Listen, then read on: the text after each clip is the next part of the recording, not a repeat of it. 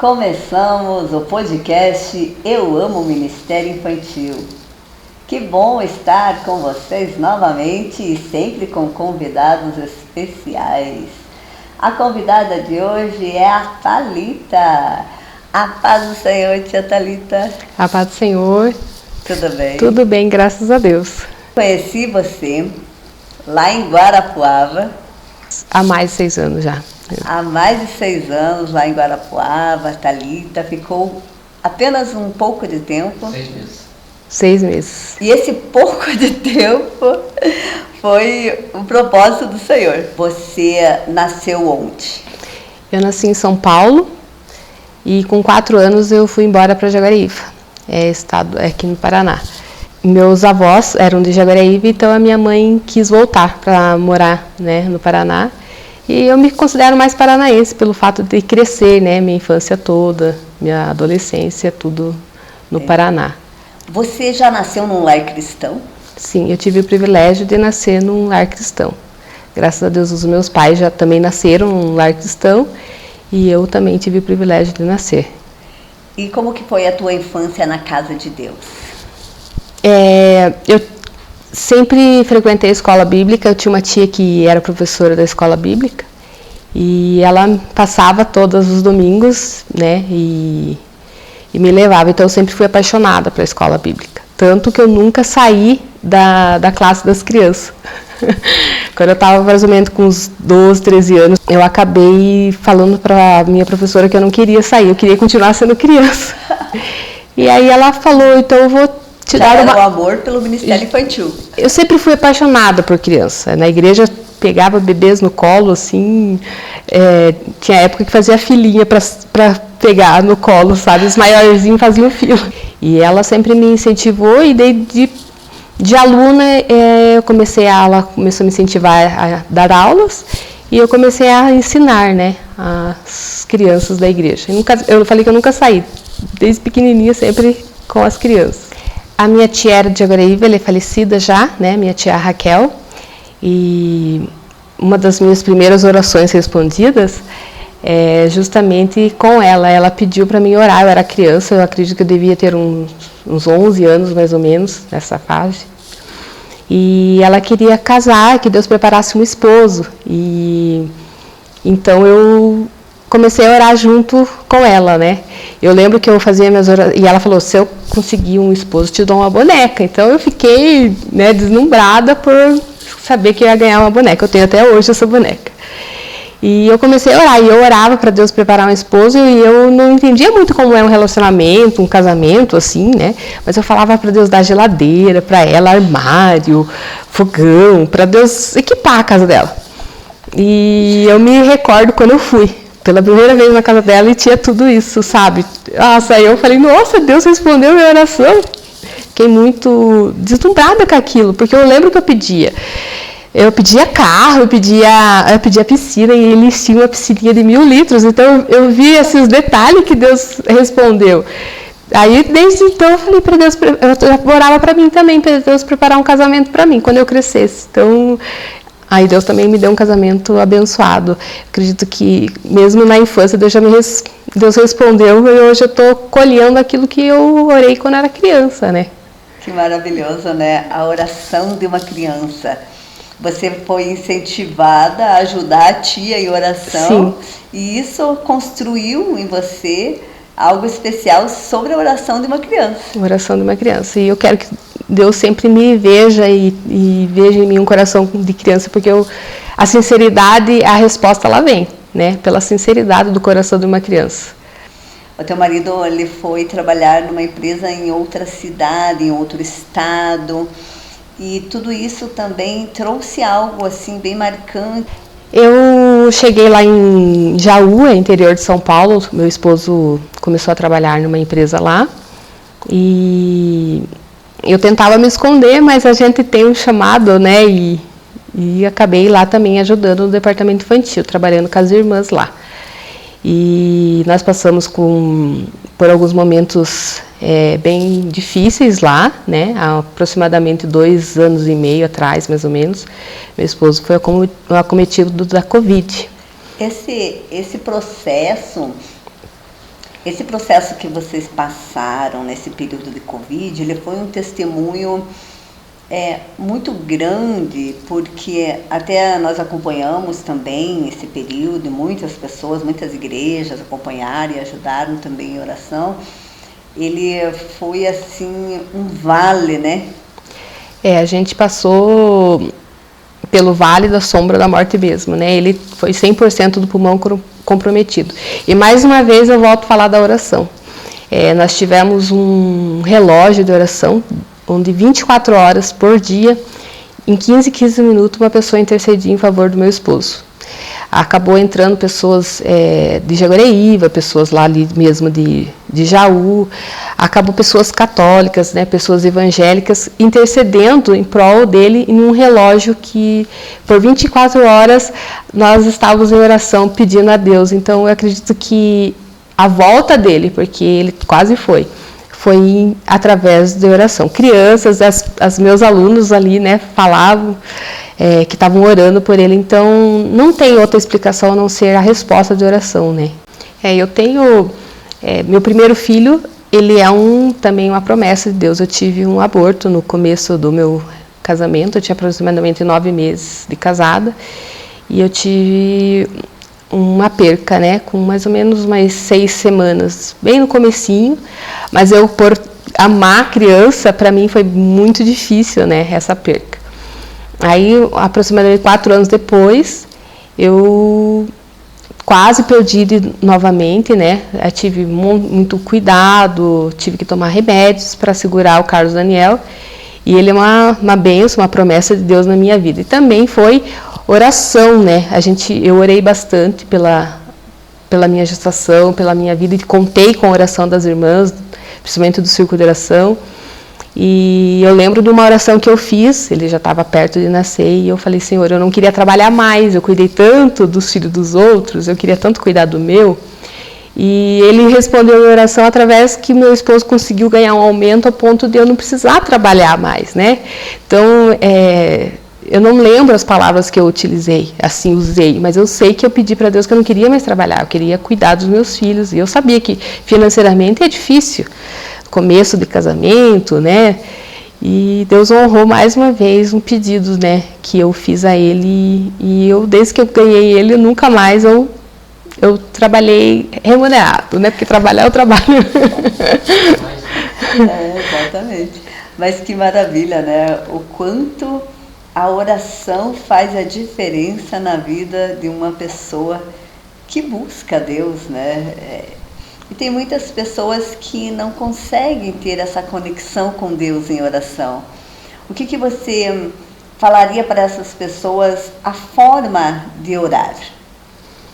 Sinceridade no falar, né, com Deus, assim, a gente às vezes, eu não sou muito fã de orar em público, sabe, porque às vezes a gente quer usar palavras bonitas, né, porque você está orando para um monte de pessoas ouvir, mas com Deus você fala, Ele entende, e às vezes não precisa nem falar, às vezes você não consegue formular uma frase, mas as lágrimas que a gente derrama na presença dEle, Ele consegue interpretar. Então, eu acho que sinceridade na hora de orar, sabe? Porque eu acho lindo as orações que tem o começo, tem o meio, tem o fim, mas no desespero, na angústia, a gente ora, a gente vai direto, né? A gente quebra um pouco os protocolos, vamos dizer assim, e vai direto ao ponto. A partir de que Jesus ele morreu e ressuscitou, ele abriu caminho direto. E tem muitas pessoas... Porque é normal a gente pedir oração, né? A Bíblia mesmo fala, comunicai aos santos as vossas necessidades. Mas há muitas pessoas que não oram. Elas só querem esperar que os outros orem por ela. Que a pessoa ela não busca a Deus, é como se fosse uma incredulidade. Ela não consegue crer que Deus vai atender ela. E veja o quanto isso, você já aprendeu desde a infância, isso foi tão importante, né? Por isso que é bem importante ensinar a criança a orar, a confiar, a buscar em Deus. Que eu já vi muitas pessoas falar assim, para a criança, você está de castigo, vai orar. Meu Deus. Vai ler a Bíblia, entende? E aí, isso não é um castigo. É benéfico para eles, né? Não é pode ser. É a maior alegria, é um prazer. Primeiramente os pais, né? Sim. Mas você, enquanto com muitas crianças reunidas, isso é tão importante, né? Passar para eles o valor da oração. Eu sempre falo com as crianças assim, eles chegam na igreja e falei, por que a gente dobra os joelhos, né? Ele é o dono da casa. Já chegando numa casa e não cumprimentar o dono, não falar com o dono, ele é o nosso pai. Então vocês têm que chegar na igreja e dobrar o joelhinho, falar com o Papai do Céu, agradecer pelo dia. Assim como eu falo para os meus filhos, assim que eles acordam. E às vezes você não precisa dobrar os seus joelhos. Às vezes você está ali numa prova, está com uma dificuldade.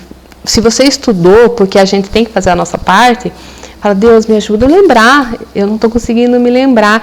É uma oração que você fala até sem falar, né? Você pensa e Deus responde, porque dá um entendimento. Meu filho mesmo fala, mãe, hoje eu fiz a prova, eu me lembrei, Deus me ajudou. Então é bem gratificante a gente escutar que eles pediram ajuda, pediram socorro através da oração e Deus respondeu, né? Eu tenho um exemplo da minha avó. Minha avó faleceu com 101 anos, vó Margarida. E eu chegava visitar ela, eu sei, assim, não foi uma vez, muitas vezes, ela estava com o joelhinho dobrado e eu escutava ela, abençoa, ela falava o nominho, eu esperava chegar a minha vez para ela estar orando para mim também, porque ela falava o nome de todos, um por um da família, né? E ela falava abençoa, abençoa. Então, muitas das vezes eu escutei ela orando, chegava e ia ver, ela estava orando. Então, exemplo, minha mãe sempre orou, meu pai, ele sempre fez uma oração mais curta, mas eu sempre vi ele dobrando os joelhos, né, agradecendo pelo dia. E uma oração, minha mãe sempre fala, a oração do teu pai é curta, mas eu sempre vi isso, né, ele dobrando o joelho e orando. Que vi os pais, veja o exemplo. Eu sempre digo assim, tem filhos que não oram. A gente vê a diferença quando está trabalhando com as crianças, quem sabe o que é oração e quem não sabe, né? Sabe o valor da oração. Porque tem pais que o filho nunca viu ele dobrar o joelho para orar. Tem pais que o filho nunca viu abrir a Bíblia para ler a Bíblia. Aí ele não tem exemplo nenhum dentro de casa. Como que ele vai amar a Bíblia? Como que ele vai orar e confiar em Deus? Essa restauração também foi um período difícil, a restauração. E depois o presente que Deus deu ainda para vocês, após isso, levando para outra cidade. A gente foi morar em Jaú, né? Deu uma distância mais ou menos de 370 quilômetros da família. Foi bem difícil porque é longe, nós não recebíamos quase visita por ser longe. E quando meu esposo foi transferido dessa mesma empresa para Palmeira, aqui, eu estou a 100 quilômetros, né, de Curitiba, nem isso, e 160 quilômetros de Jaguaribe. Então eu fiquei muito mais perto para receber meus amigos, receber minha família. Já recebi gente... meus amigos lá de Jaú também, alguns amigos já vieram para cá, porque eu falo que a gente que é crente, cada lugar que a gente vai, a gente ganha uma família, né? Por mais que a gente fique longe da família do sangue, a igreja ela nos presenteia com a família dos céus, né? Que é a família espiritual, né? Que nos presenteia. Então eu fiquei foi bem difícil no momento que a gente passou por Covid longe da família, mas Deus colocou, né, a irmã Vilma ia lá na minha casa eu com Covid. Ela não tinha medo, né? Eu morrendo de medo dela pegar o Covid e ela ia de máscara e me ajudava, né? Me deu assim, um suporte de mãe. E minha mãe me ligava, eu oro para Deus preparar alguém para te ajudar porque eu não estou podendo. Então é a resposta de oração, né? Que Deus ele encaminhou. E a irmã Vilma fez o papel que minha mãe longe ela não podia, e a irmã Vilma fez para mim o papel de mãe ali em Jaú. E me ajudou bastante. Eu tive um acidente enquanto meu esposo estava internado. Eu caí, eu desmaiei e acabei me cortando no espelho. O espelho veio sobre mim, cortei o queixo, cortei os braços. E a irmã Vilma estava lá em casa fazendo almoço para mim. Então Deus ele estava cuidando, por mais que a gente passou por essa dificuldade, Deus estava cuidando, né? Chamou o SAMU, eu fui lá para o hospital e alguns dias depois o meu esposo foi transferido, né, para São Paulo, onde ele começou a apresentar as melhoras, né? Ele teve um período muito complicado. O pulmão dele foi a zero. As máquinas ele já não conseguia mais, né? As máquinas fazer o pulmão dele a oxigenação do sangue, a função do pulmão. E quando ele foi transferido, ele saiu numa máquina chamada ECMO, que é um pulmão artificial, né? Onde o sangue passa por ele, faz oxigenação e volta para o corpo. Essa máquina ajudou o pulmão dele a voltar de volta a ter a resposta que precisava. Mas oração que todo mundo estava ali, porque acho que nada disso poderia ter acontecido, porque condições a gente não tinha, né? Financeiramente. Isso não saiu do nosso bolso. Deus usou uma pessoa muito importante que ajudou a fazer essa transferência. Então, Deus ele tem os meios de trabalhar de uma forma que não sei como explicar, sabe? Não sei. Porque tinha muita gente orando, não sei o que cada um pediu, né? Cada um tinha sua forma de pedir. Mas eu lembro que eu queria que ele saísse de lá, eu via que se ele ficasse lá, ele ia morrer. Pelo fato de muitas mortes estar acontecendo, chegou dias de morrer 17 pessoas no mesmo dia. Foi um período bem difícil. E meu esposo estava lá, né? O sobrevivente. Graças a Deus, né? Então era propósito do Senhor, né? Propósito. Para vocês ainda terem uma jornada longa. Ele ficou entubado durante 25 dias. 80% das pessoas que ficavam entubadas não voltavam.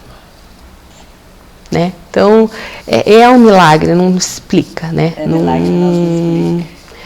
E também tem aquele hino, ninguém explica a Deus, né? E eu sempre falei para ele, né? Eu gosto de trabalhar com as crianças, meio nos bastidores, não sou muito fã do microfone. E eu acho que ele fala muito bem, assim, sempre falei, ele fala, não, eu não... E a partir do momento que ele teve o Covid, ele não rejeitou mais, ele não pode mais rejeitar, né? Ele não tem mais, ele não consegue mais dizer não, pelo fato de que o que Deus fez na vida dele, né, fez ele pensar, não, eu tenho que fazer alguma coisa. Ele sempre tocou saxofone, Sim. Né? E depois disso ele se empenhou mais ainda. Ele toca saxofone desde os 11 anos. E o pulmão é o que compromete com o Covid. E eu lembro quando, antes dele ser internado, ele falou, o que eu vou fazer para Deus? Eu só sei tocar. E foi o pulmão que foi afetado, mas... E foi o pulmão que foi restituído. Deus, ele restituiu. Esses tempos ele passou uma dor no peito, foi no hospital. Os médicos falaram que poderia ser ansiedade ou coisa parecida, que o pulmão dele estava de criança, né? Então, a gente vê como um pulmão zerado. Nós temos as tomografias. O pulmão tomado pela Covid, pneumonias, né, atrás de pneumonias, e um pulmão restaurado, porque Deus, ele é maravilhoso no que ele faz. Aí, aqui vocês, assumiu um departamento infantil. Cheguei aqui e assumi, né, a gente tem as irmãs que nos ajudam, né, que sozinha a gente não faz nada, e a gente está trabalhando com as crianças. O coração da criança é tão puro, é tão sincero. Eu falo que é uma terra fértil e que nada ainda foi plantado. Então, você tem que colocar sementes boas ali. Então, tudo que você coloca de bom, a gente sabe que vai pegar, que vai germinar, porque é uma terra fértil, é uma terra produtiva. E eles são... Eu acho que é o departamento mais gostoso de trabalhar na igreja. Porque a criança, ela perdoa, ela tem uma facilidade de uma sinceridade para falar, e a gente chama muito a atenção de criança, porque criança faz bagunça, mas eu vejo assim, no outro culto eles estão abraçando a gente, eles estão beijando a gente, eles estão, então, um adulto, se você fala meio, um pouquinho só, às vezes atravessado, a pessoa já não, sabe, não vira cara, não. Então, por isso que eu peço para Deus que o meu coração seja como de uma criança, para que eu não guarde mágoa, que eu consiga perdoar. E como que vocês têm trabalhado com as crianças da igreja nesse momento atual, com tantos desafios? Eu trabalho muito em forma de escola bíblica mesmo, né, com a lição. Nós não temos na nossa igreja ali a escola bíblica os domingos de manhã, então eu trabalho com elas à noite, né? Então a gente dá as lições ali. E a gente faz os cultos, geralmente em 3 em 3 meses com elas. Agora nós vamos fazer uma tarde de brincadeiras com as crianças. E como eu sempre fui voltada muito para a escola bíblica, Deus coloca pessoas que nos ajudam em outras áreas, né, em outros departamentos, para fazer uma união e poder trabalhar de formas mais abrangentes com as crianças, né. O último culto que nós tivemos, todos na verdade que nós tivemos, as crianças dirigem, elas oram, é um culto delas. É bem importante esse acompanhamento, né, do marido, porque não tem como trabalhar sozinho, né? E essa parte do investimento, todas as professoras do Ministério Infantil sabem como que é. Que é um investimento para a eternidade. Eu sempre digo que você está depositando no banco do céu. Com criança, tudo você precisa comprar alguma coisa. Eu falo, para adulto você lê a Bíblia, ora, consagra, vai lá e prega. Você não precisa investir dinheiro ali naquele momento da pregação. Para criança não. Para criança você tem que fazer visuais, você tem que comprar balinha, você tem que fazer uma lembrancinha. Então tudo envolve. Então o maior investimento de departamento é no departamento infantil. O maior campo missionário é a criança, porque o coraçãozinho ali está purinho, ela está com o coração aberto. É o campo missionário mais fácil de você alcançar, porque o adulto você convida várias vezes, um dia ele vai, mas a criança não, você convidou, antes da hora de você chegar eles já estão lá. Eles são super ansiosos, é verdade. Meu filho tá uma semana perguntando quantos dias faltam pro Dia das Crianças, quantos dias faltam pro Dia da Criança, porque tá na expectativa, assim, né? Sim, ajudou a embalar os doces, e daí o meu mais velho etiquetando e colocando os doces dentro. Depois ele falou, posso ganhar? Eu falei, não, eu vou te dar no dia, eu te dou. É a emoção para eles, né? Sim. Então, é o maior investimento, é o investimento que mais tem retorno e é o menos visto como importante. Mas aqueles que conseguem ver a importância do Ministério Infantil é porque tem uma visão de Deus. Eu sempre falo, criança, ela tem alma também, né? Então, às vezes a pessoa uma criança aceita Jesus e não dá a mesma importância de um adulto, mas a criança tem alma. E através de uma criança, a família inteira pode vir para Cristo, né? Então, acho que ganhar uma criança, a chance de você ganhar uma família inteira é muito maior. Como nós falamos bastante de oração, eu quero pedir para você orar.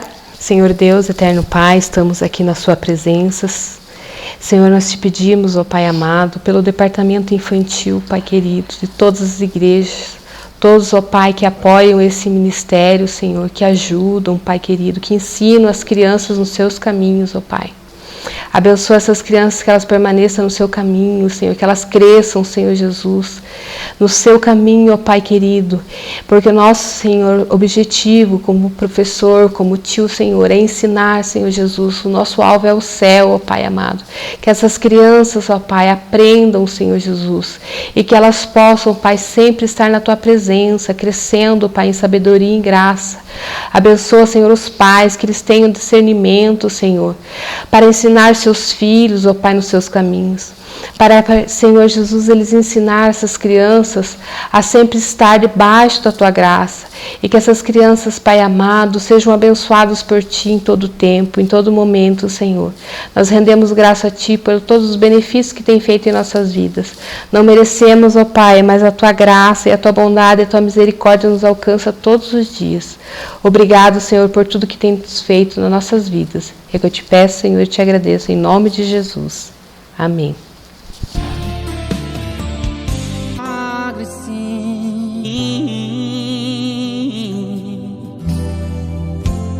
Quando minha voz calou e eu morri, um batalhão na terra intercedeu por mim. Quando eu não podia mais cantar, alguém chorava em algum lugar, pedindo a Deus que não deixasse eu ir. A minha família não me desprezou, não me faltou cuidado, afeto nem amor. Deus usou a mão da medicina, desse vale eu passei por cima, sou vencedor.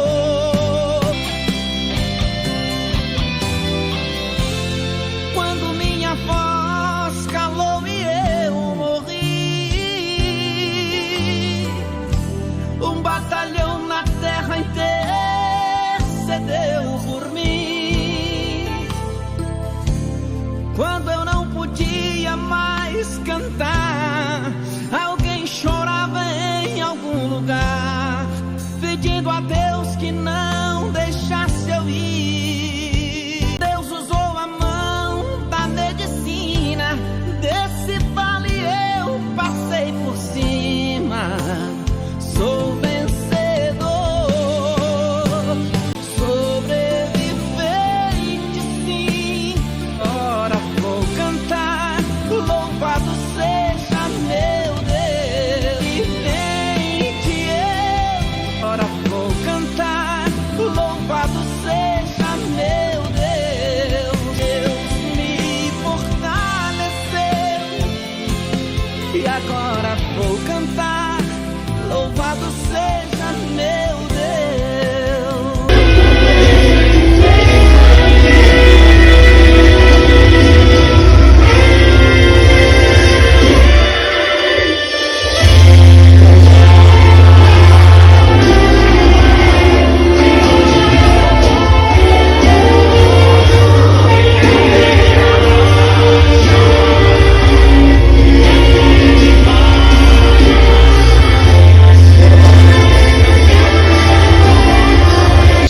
Que bom que você acompanhou conosco o podcast. E olha que testemunho maravilhoso. Eu sei que aprendemos muito sobre respostas de oração.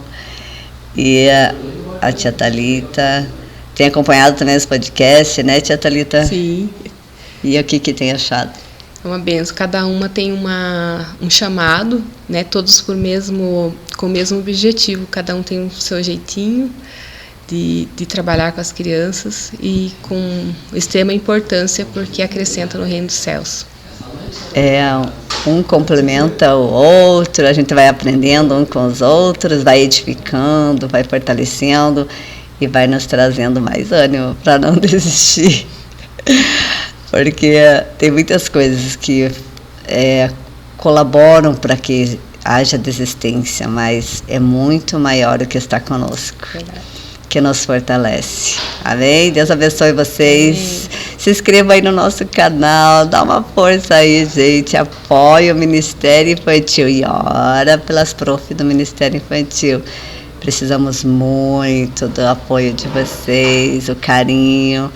E olha, tem muitas crianças para ser alcançadas. Em nome de Jesus. Amém. Beijos, Deus abençoe.